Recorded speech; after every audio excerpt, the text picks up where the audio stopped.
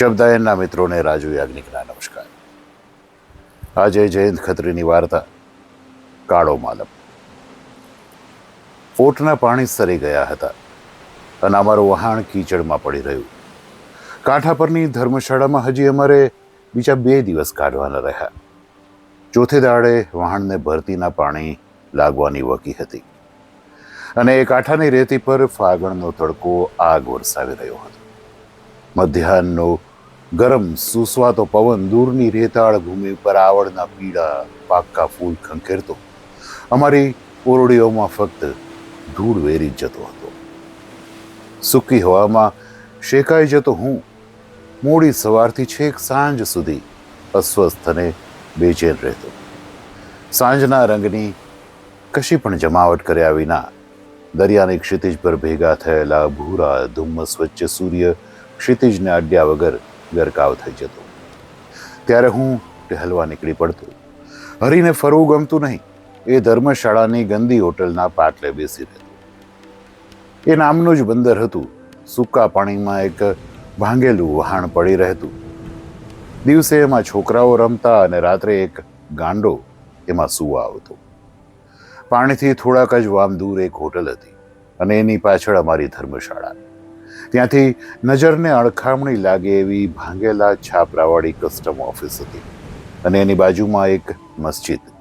રેતીના ઢગલાના બુરખા નીચે સંતાઈ જઈ બહાર દેખાતો એક જ મિનારો નાના ચહેરાથી આસપાસ સંશયથી જોઈ રહી હતી. રેતાળ રણ પર નજર પડે જેટલે દૂર જાય ત્યાં સુધી આવડના છોડ વનસ્પતિના જગતમાં અરાજકતાથી ગમે ત્યાં ઉગી નીકળ્યા હતા. કસ્ટમની બાજુનો પીપળો હવે મોટા થવાના પ્રયત્નો માંડીવાળી જીવવાની ખાતર જીવી રહ્યો હતો.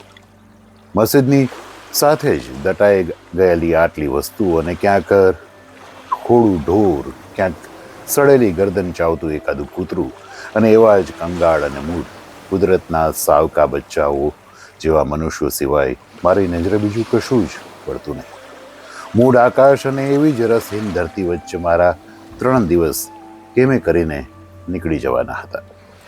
અજવાળા ઓલાવાની શરૂઆત થાય અને હું પેલા ભાંગેલા વહાણની કિનાર પર બેઠો બેઠો દરિયાના પક્ષીઓને ઉડતા ઉડતા તોડાઈ રહેતા અને કીચડ પર શિકાર માટે ગુલાટ મારતા જોઈ રહેતો.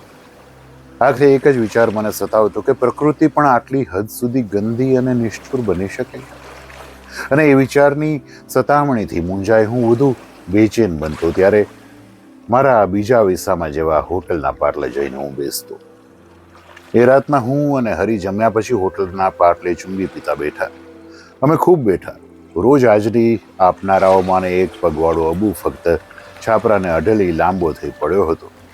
દયારામ અને ગીગો વણંદ ચાલ્યા ગયા હતા. અહીં રોજ રાતના કંઈ ને કંઈ રસભરી વાત નીકળતી. એકાદ જણ કોઈ કથા કહે, કંઈક અનુભવ અથવા કંઈક પરાક્રમ કહેવા માંડતું. બીજા બધા ચૂપ થઈને સાંભળતા. અહીં વાદ વિવાદ થતા નહીં, કારણ કે અહીં મતભેદ માટે જગ્યા જ નહોતી. કોઈ કહેતું કે મેં 4 વામનો અજગર જોયો છે, તો કોઈ કહેતું કે મેં વાંકી નાબ પર પાણી પર આગ બળતી જોઈ છે. એવું કહેનારાઓને સૌ કોઈ વિસ્મયથી સાંભળી રહેતા અને ઉપર ઠંડુ, ઘેરું, જીવંત, ચૂપકીદી ભર્યું આકાશ આવી વાતોની અદ્ભુતતાને અનુકૂળ બની રહેતું. આકાશ પણ આંખે દેખાતું અને ચૂપકીથી અનુભવાતું નૈર્યું સત્ય હતું. તો એ કેટલું અદ્ભુત, અમાપ અને ગહન હતું. દરિયો એવો જ હતો. અહીં આ હોટલના પાટલે બેસી અડધી રાત ગાળનારાઓને ગહન અદ્ભુતતામાં વિશ્વાસ હતો. કોઈ પણ ગપ કોઈ પણ વખતે કોઈક સ્થળે સત્ય હોઈ શકે છે. વાત કહેનારની સાથે સાંભળનાર પણ એના અનુભવોમાં, એના ભાવોમાં સરી પડતા. એ રાતના મેં હોટલવાળાને પૂછ્યું, દામોદર, એ કોણ દટાયેલી મસ્જિદ પર હંમેશા બેસી રહે છે? એ કોણ છે એની તો કોઈને ખબર નથી, પણ બધા એને ગાંડો કહીને બોલાવે છે. વિચિત્ર ગાંડો છે. મેં કહ્યું, આખો દાડો તડકામાં ધગધગતી રેતી પર મિનારાને અઢળીને દીવાદાંડી જેવી 2 આંખોથી જાણે દરિયાની ચોકી કરતો બેસી રહે છે. અને દામોદરે એની વધારે વિગત રજૂ કરી. કોક દાડો કોક વાણ બંદરમાં આવતું દેખે ત્યારે બૂમો પાડતો, હાથ ઉલાડતો કિનારે દોડી જાય છે અને વહાણ લાંગરે ત્યાં સુધી ઘૂંટણભર પાણીમાં ઊભો ઊભો જોયા કરે. પણ એ છે કોણ?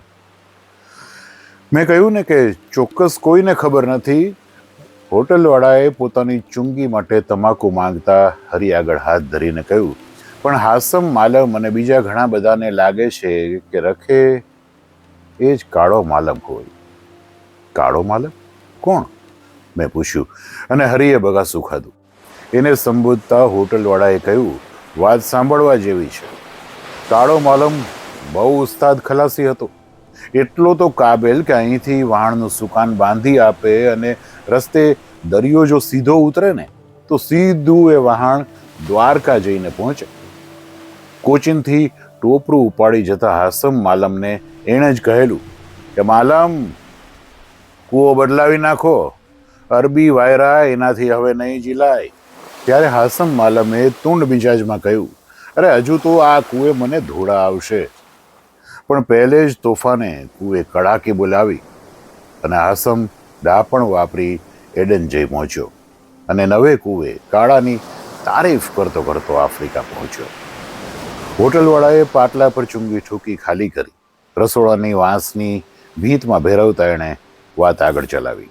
એ કાળો માલમ, એનો નાનો ભાઈ ઓસુ એના જેવો જ થાત, પણ દરિયા પીરની મરજી કંઈક જુદી હતી. હોટલવાળાને વાતનો રંગ ચડ્યો. હરી પણ જરા આગળ આવીને રસ્તે સાંભળી રહ્યો. એક વખત કાળા માલમને થયું કે મોહરમ બૈરા છોકરા સાથે કોચીનમાં ગાળવી.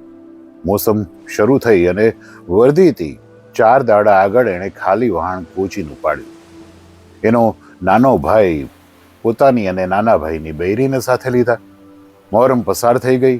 વહાણ ટોપરાથી ભરાઈ ગયું અને લંગર ખેંચવાની આગલી રાતના આ બનાવ બન્યો. રાતના વાળું પછી બંને ભાઈ કાંઠે ટહેલવા ગયા. વહાણમાં મોટા ભાઈની ખુંડીમાં એટલે કે એની કેબિનમાં દેરાણી જેઠાણી વાતો કરતા બેઠા. વાતમાં દેરાણી મોટા ભાઈને ખાટલે જ ઊંઘી ગઈ. જેઠાણીને થયું કે લાવ, એ ઊંઘે છે ત્યાં હું જરી હવા ખાઈ લઉં. પણ એ પણ 2 ખુંડી વચ્ચેની ખુલ્લી જગામાં રાંધવાનું ઓશીકું કરીને હવા ખાતા ખાતા ઊંઘી ગઈ. ટેલીને પાછા ફરતા ઓસુએ કહ્યું, બા, હું તો ખેલ જોવા જઈશ. જાઉં? જા, પણ બીજા અંક પછી પાછો આવતો રહેજો. વહેલી પરોઢે લંગર છોડવાનું છે. અને કાળો એકલો ઘેર પાછો ફર્યો ત્યારે બધું સુમસાન હતું. વહાણની બાજુમાં દિવસના તોફાનથી થાકેલો ઉનાળાની રાતનો દરિયો હાંફી રહ્યો હતો. માલમ કશા જ વિચાર કર્યા વગર સીધો જ પોતાની ખુંડીમાં પહોંચ્યો. પાઘડી ખૂણામાં ફેંકી અને ફાડિયાની લુંગી કરી ખાટલે પડ્યો. પડતા વેત જ એને બાજુમાં સૂતેલી ઓરતની ગરમી ચડી ગઈ. અંધારું ગાઢ હતું. માલમ ગરમીથી ત્રાસી ગયો હતો અને હવસથી આંધળો. એ પારકાની બેરીનો પડખો પલિત કરી રહ્યો હતો અને એને એ વખતે ખબર જ ન રહી. પણ ઓસોની ઓરતના પગમાં કાંબીઓ ખખડી ત્યારે માલમ થંભી ગયો અને બીજા જ વિચારે કૂદકો મારીને ખુંડીની બહાર નાઠો. એના માથામાં હથોડા વાગી રહ્યા હતા. એના હાથ પગ કાંપી રહ્યા હતા અને બહાર વાવા માંડેલા ગુલાબી પવનમાં પણ હવે એને પસીનો પસીનો થઈ ગયો. એણે ઉતાવળી કાંબીઓ વાગતી સાંભળી. ઓસોની વહુ પોતાની ખુંડીમાં જતી રહી હતી. બધું સુમસાન હતું. ઉપર ખુલ્લા આકાશમાં અસંખ્ય તારલાઓ એના ગુનાની સાક્ષી પૂરતા ત્રાસદાયક ચૂપકીદી સેવી રહ્યા હતા. ત્યાં તો માલમે વહાણની બાજુમાં રાંધવાની સીડી ઘસાતી સાંભળી. ઓસુ ઉપર ચડતો હતો ત્યારે એને ધરાસકો પડ્યો. એ ઢીલી પડી ગયેલી લુંગીને પકડી ઊભો હતો ત્યાં જ ઊંઘવાનો ડોળ કરતો સૂઈ ગયો. ઓસુ વહાણમાં દાખલ થયો. શું એનું બદન હતું, શું એની તાકાત! માલમે તારાના તેજમાં આકાશની આડે એનો પડછાયો બેફામ બનીને હાલતો જોયો ત્યારે એના હાડકાં કડવા માંડ્યા. ઓસુ સીધો પોતાની ખુંડીમાં પહોંચ્યો અને એનો દરવાજો દેવાઈ ગયો. માલમનું હૈયું થડકતું ઘડીઓ ગણવા લાગ્યું. એને થયું કે આ પડે દરવાજો ધડ દઈને ખુલશે અને ઓસુ હાથમાં કડિયાળી લઈને એની ખુંડીમાંથી દોટ મૂકશે ને એની ખોપરીના 2 કટકા કરશે. માલમ ઘડીએ શ્વાસ થંભાવી જતો. એણે નિશ્ચય કર્યો કે આવું કાંઈ બને તો ઓસુને મોઢું બતાવવા જીવતો રહેશે નહીં. દરિયા પીર એનો બાપ હતો. એ બાપનું પેટ હંમેશને માટે એના ગુનેગાર દીકરાને સંઘરી લેશે. પણ એવું કશું બન્યું નહીં. ઉલટાનું એણે ઓસુની ખૂંડીમાંથી એક મીઠું હળવું હાસ્ય બહાર લહેરાતું સાંભળ્યું અને બીજી પડે એણે કાંબીઓ વાગતી સાંભળી. માલમ બેધ્યાન હતો, પણ એમ જ ઘડીઓ પસાર થઈ ગઈ અને કશું બન્યું નહીં. મોડી રાતના ઝાકળ પડવા લાગી ત્યારે માલમ ઉઠ્યો અને ખાંસી ખાતો ખાતો પોતાની ખૂંડીમાં બેઠો. ઓસુની ઓરતે એની લાજ ઢાંકી હતી એમ એને ખાતરી થઈ. એણે ચોક્કસ ઓસુ પાસે વાત નહોતી કરી. ઓરત આનું નામ. આખરે તો માલમના ઘરનું પાણી પીધું હતું. વહેલી પરોઢે વહાણ લંગર ખેંચ્યું અને કોચીનના ભવ્ય તાળ અને નાળિયેરી પાછળથી સૂરજે ડોક્યું કર્યું ત્યારે માલમનું વહાણ હિન્દ મહાસાગરમાં હિલ્લોળા ખાતું આગળ વધી રહ્યું હતું. પણ માલમને ચેન નહોતું. સુકાન પર બેઠા બેઠા કાળા પાણી સાથે નજરથી વાલ કરતા કરતા સિંધી કાફીઓ ગાનારો એ ચૂપચાપ સંકોચાઈને બેઠો હતો. એનું ડોકું ઝૂકેલું અને નજર પગ પર ખૂંપેલી હતી. ઓસુએ પૂછ્યું, ભાઈ તબિયત તો ઠીક છે ને? ત્યારે માલમે ચમકીને ઊંચે જોયું અને ખોટું દયામણું હસ્યો. એને લાગ્યું કે દૂરની પેલી ખૂંડીમાં કાંબીઓ રણકી રહી છે. માલમનું મોઢું તરત જ પડી ગયું. એણે નિશ્વાસ છોડી ઓસુને દૂર મોકલવા કહ્યું, જરા ધામણ ઢીલી કર. એ રાતના માલમનો સુકાન પર કાબુ નહોતો. એનું દિલ એને ફટકારી રહ્યું હતું. માલમ, આ ઉંમરે આ પાપ. માલમ પોતાના દિલને મનાવતો નહીં કે એ ભૂલ હતી. ખુદાએ આટલા વર્ષો સુધી એના હાથે કોઈ ભૂલ નહોતી કરાવી, પણ આ ઉંમરે આ પાપ એના હાથે થયું. એના મનને કોઈક ગલીજ ખૂણે જરૂર ક્યાંક થોડુંક મેલું ગંધાઈ રહ્યું હશે. નહીં તો હવસ એને આમ આંધળો બનાવે. અને આંધળો તે કેટલો આંધળો! અરે લાનત છે તને! તે પારકી ઓરત ન ઓળખી, નાના ભાઈની ઓરતને ન ઓળખી. ધરતીની કિનાર પર મહિનાઓના ભરતી ઊંટ ચડ ઉતર કરી ગયા અને દાડે દાડે માલમનું શરીર વધારે ને વધારે સંકોચાતું ગયું.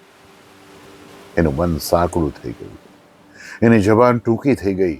એની આંખોમાં તોફાની આકાશ અને ગુંગળાતો સાગર હવે પ્રતિબિંબ પાડતા નહીં. ઓસુ પૂછતો, પણ બા, તમને થયું છે શું? હવે તો માલમ એને જવાબ પણ નહીં આપતો. ફક્ત એક આ છોડી સુકાન પરથી ઉઠી કોઈ અડીને ઊભો રહેતો. રોજ રાત પડતી અને એને કાંબીઓનો રણકાર સંભળાતો. અરે રોજ એનું હૈયું એની પર ફિટકાર વરસાવતું. કોઈક વખત અચાનક માલમની નજર વહાણની બાજુમાં અથડાએ મોતી મોતી જેવડા બુંદમાં વેરાઈ જતા દરિયા પર પડતી ત્યારે દરિયાપીરને કહેતો સાંભળતો, માલમ, હજી કેટલા દાડા આ પાપનો ભાર લઈને ફરવું છે? આવ મારી ગોદમાં આવી જા. ખુદાની મરજી. એટલું મનમાં કહેતા માલમ ગડગડો થઈ જતો. વાણની કૂખમાં દેશ દેશાવરના પાણી અથડાઈને વેરાઈ ગયા. અરબી સમુદ્રના દગાખો કાળા પાણી અને હિન્દ મહાસાગરમાં અઠવાડિયા સુધી વહાણે એના આછા ઘેરા પાણી વલોવ્યા કર્યા. અને એટલા દિવસો સુધી ઉપર તોડાઈ રહેતું આકાશ અને ઉત્તર ચડ કરતા પાણીના શ્વાસોચ્છ્વાસ વચ્ચે માલમનું ગુનેગાર દિલ એકલું ગુંગળાતું રહ્યું. ક્યાંક સાકળ ખખડતી, ક્યાંક લોખંડના કડાનો અવાજ આવતો અને માલમ ભડકી ઉઠતો. અને કાંબિયાનો રણકાર તો સવાર સાંજ ઓસુની વહુ રસોઈ કરતી ત્યારે 2-4 કલાક સુધી થયા જ કરતો. ત્યારે માલમના મોઢા પરની વેદનાઓની કરચલીઓ વંટોળ જેવી ફરી વળતી અને ઘુમરીઓ લેતી. અને વંટોળ પછી જેમ દરિયામાં લોથપોથ થઈ સુસ્તીથી પડી રહે એમ માલમ તૂતક પર ચત્તો પાટ પડ્યો રહેતો. અને સાંજ હોય તો આકાશમાં કત્યું સપ્તર્ષિને શોધવાના બહાને મનની વ્યથા મટાડવા માંગતો. મોમ્બાસામાં માલમે ટોપરું ખાલી કર્યું અને ખજૂર ભરી. અને વળી પાછા એ જ વલોવાતા આછા ઘેરા કાળા નીલા પાણી. સવાર, બપોર, સાંજ અને રાતનું આકાશ, ધીરા વાયરા વંટોળોની પેટાળની ઘુમરીઓ, એ બધું પસાર કરી માલમના વહાણના શડ પર ફરી પાછો એક વહેલી સવારે કોચીનનો સૂરજ પ્રકાશી રહ્યો. વાત આટલે સુધી પહોંચી ત્યારે હોટલવાળાએ ખાંસી ખાવી શરૂ કરી અને જરા વારમાં તો એ અકળાઈ ગયો. જૂની ખાંસી છે, એ મારી ઠાઠડીમાં બંધાશે. જરા શ્વાસ લઈ એણે કહ્યું, મારા માટે તાજી ચા બનાવું છું, કહો કોને કોને પીવી છે? અમે બધાએ પીવાની હા કહી. એ નાનકડી ઓરડીમાંથી નીકળતા લીલા લાકડાનો ધુમાડો બહાર આવી અમારી આંખોમાંથી ખોટા આંસુ વરસાવી ગયો. પેશાબ કરવા માટે હું એક સુકાઈ ગયેલા ઝાડની પાછળ ગયો. અહીં સ્મશાન કરતાંય વધારે શાંતિ હતી. આ ભૂમિ ભૂત પલિતને વસવા લાયક નહોતી. ત્યાં કાળા માલમ જેવા ઉસ્તાદો પાક્યા હતા અને હસવું આવ્યું. આખરે વિધિની મરજીના કાયદા કાનૂનો શું છે? પવનની એક લહેરખીએ મારા મોઢા પર ધૂળ છાંટી. જરા દૂર સાગર ધીરું ધીરું સતત રડી રહ્યો હતો. હું પાછો ફર્યો ત્યારે ચાનો મારો કપ ઠંડો પડી ગયો હતો.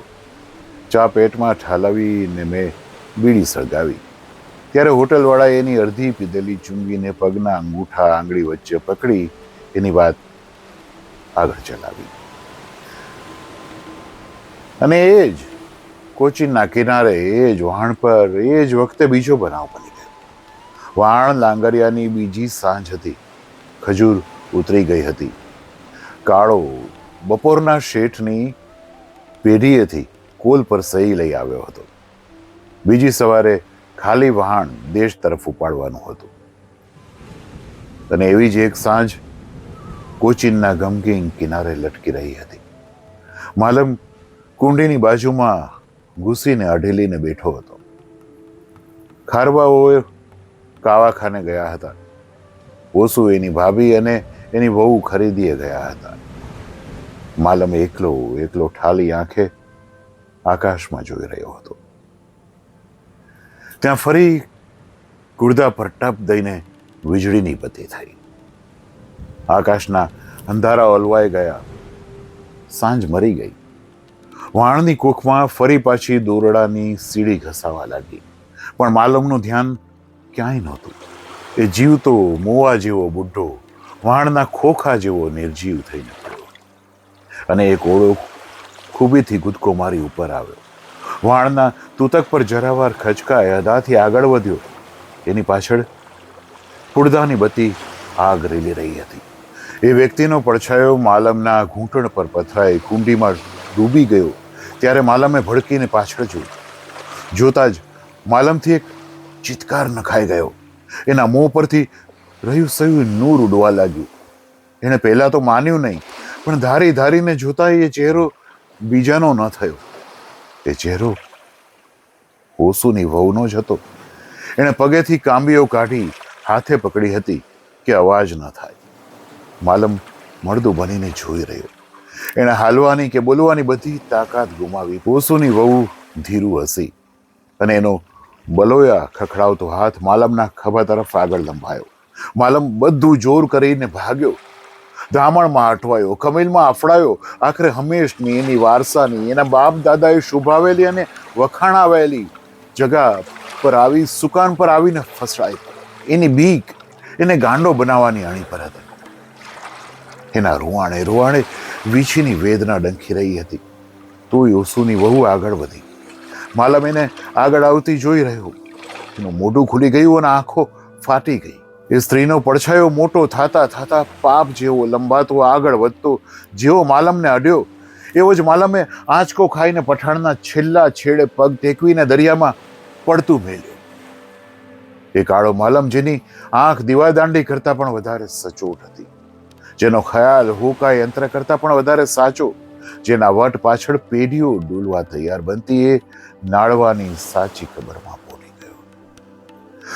કહેતા હોટલવાળાએ પગના અંગૂઠાએ દબાવેલી ચુંગી પાછી સળગાવી અને પહેલો દમ મારતા જ ખાંસીમાં તૂટી પડ્યો. મેં પૂછ્યું, એ ખરેખર ઓસુની વહુ હતી કે માલમના ચસ્કેલ ભેજાનો ખ્વાબ હતો? માસ્તર સાહેબ, હોટલવાળાએ ખાંસી રોકીને કહ્યું, હા તો સાંભળેલી વાત છે, પણ ઓરત જાતનું દિલ ઉપરથી ઓળખાતું નથી. મદદરીએ જ્યારે પેટાળમાં ઘૂમરીઓ ફરે છે ત્યારે ઉપરના પાણી બાળકના પારણા જેવા હળવા હળવા હિલોળા લે છે. એને તો કોઈક જ કાળા માલમ જેવો પારખે. કાળા માલમે એને પારખી હતી? મેં પૂછ્યું. કોણ જાણે, પણ વર્ષો પછી એક દાડો ઓસુની વહુએ વાંસો લીધો. કોઈએ કહ્યું એના ઘટમાં કાળો માલમ આવ્યો છે. એ ધૂણતી રહી ત્યાં સુધી ફટ ભૂંડી એટલું જ બોલતી રહી. ઓરતનું દિલ છે માસ્તર, એને છેડો નથી હોતો જેની ગાંઠ વાળી શકાય, અને પાતાળી ઊંડાણ હોય છે, એમાં તો કબર કરે જ છૂટકો. મેં એ વાતને લંબાવવા નહીં ઈચ્છ્યું. પછી હોટલવાળાએ વાતનો દોર પકડ્યો અને માલમના મરણની વાત જ્યાં જ્યાં પ્રસરી ત્યાં ત્યાં હાહાકાર વર્તી રહ્યો. માલમ વગરનું વહાણ પાછું ફર્યું.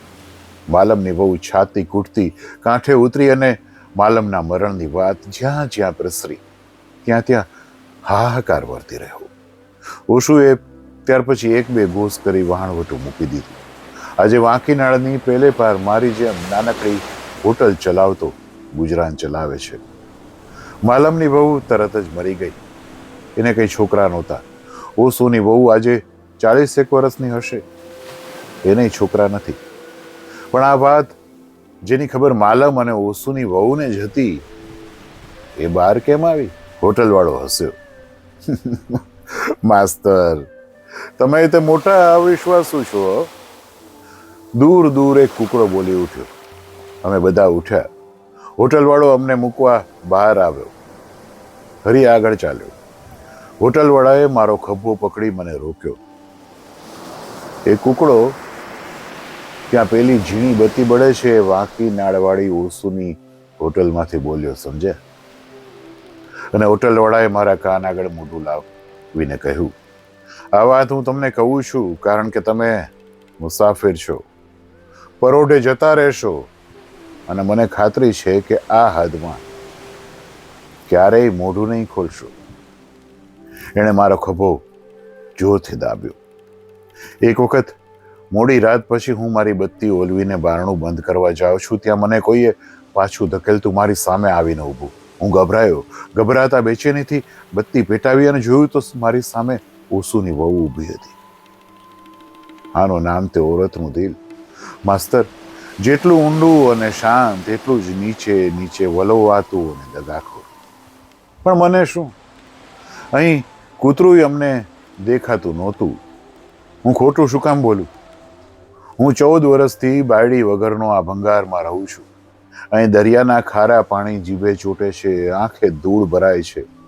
મેં એને આવવા દીધી અને એની પાછળ મેં બત્તી ઓલવી કમળને સાંકળ દીધી. એનો અવાજ હળવો બન્યો. પણ માસ્તર, શું એ ઓરત હતી? મેલા કપડાં ઉતારી તાબે થતા થતા એ રડી પડી. બેફામ રડી, ધ્રુસકે ધ્રુસકે રડી. એણે પોતાની અને માલમની વાત કરી. મેં એને શાંત કરી અને છેલ્લે કહ્યું, હું આવા કમનસીબને લાયક નથી. એને વડાવવા મેં બારણું ખોલ્યું ત્યારે 2 હાથ જ દૂર છાપરાના થાંભલાને અઢેલીને પેલો ગાંડો ઊભો બીડી પીતો હતો. મને ફાળ પડી, પણ બીજી જ પડે. મેં રૂઆબથી કહ્યું, ચાલ એ પાજી, નીકળ અહીંથી. એણે બીડીને પગ નીચે ઓલવી ઉલટું મારી સામે ચડ્યો. મારા હાથમાંનું ફાનસ પકડ્યું અને બીજા હાથે મારું ગળું દબાવ્યું. મેં ફાનસ જવા દીધું.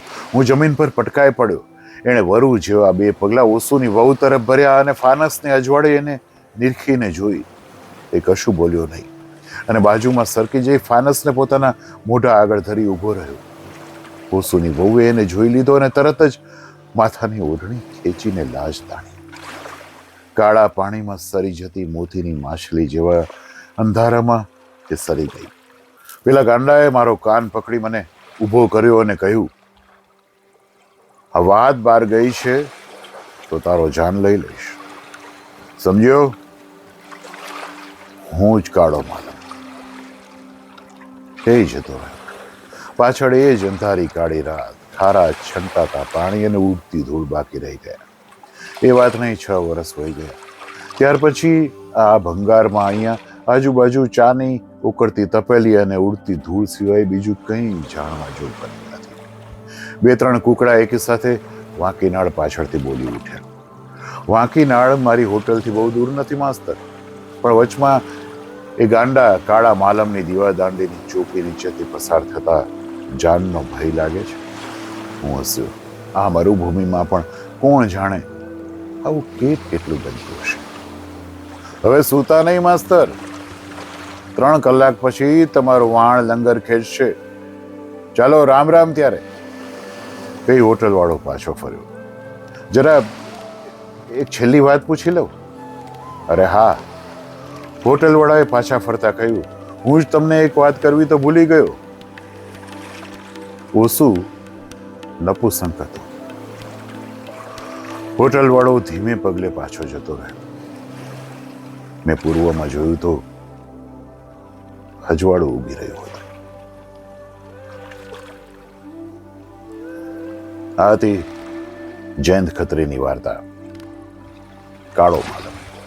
આ વાર્તા 1944માં પ્રકાશિત સંગ્રહ ફોરામાંથી લીધી. નમસ્કાર.